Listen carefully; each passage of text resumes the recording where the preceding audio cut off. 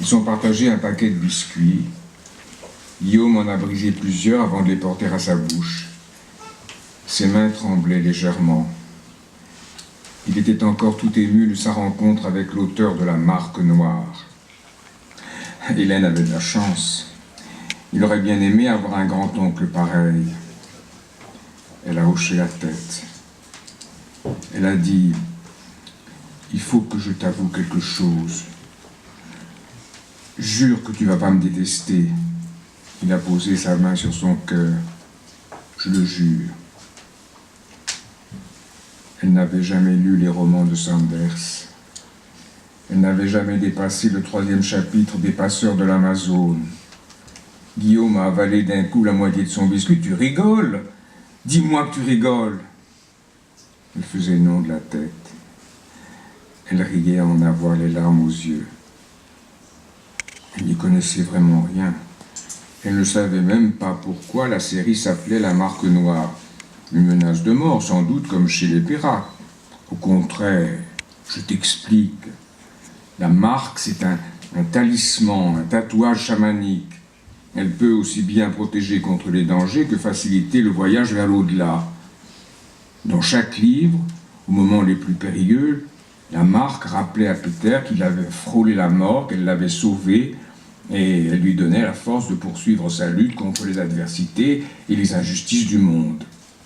Elle n'apparaissait qu'au 4e chapitre du 1er volume. Il pouvait lui raconter. Ils se sont assis par terre, face à face, elle adossée au lit, lui contre le bureau, et les mains ouvertes comme s'il avait tenu le livre. Il s'est mis à en réciter les premières phrases.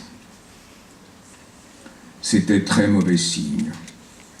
Le pilote en était sûr, le bruit du moteur était anormal, et l'avion perdait de l'altitude. Hélène a arrêté Guillaume. Il pouvait sauter les 3 premiers chapitres et reprendre l'histoire là où elle l'avait laissée, au moment où Peter, évanoui, est sur le point d'être étouffé par l'anaconda. Une flèche transperce la tête du serpent.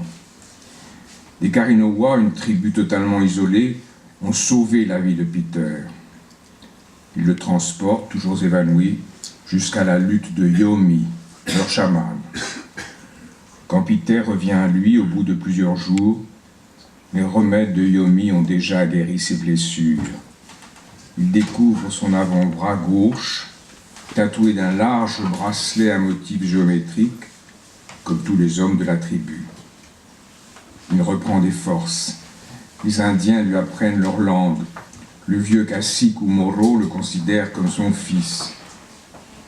Puis tout à coup, sans explication, les visages se ferment, on lui bande les yeux, on le ligote sur un canoë, on lui fait traverser l'Amazone, large comme un océan.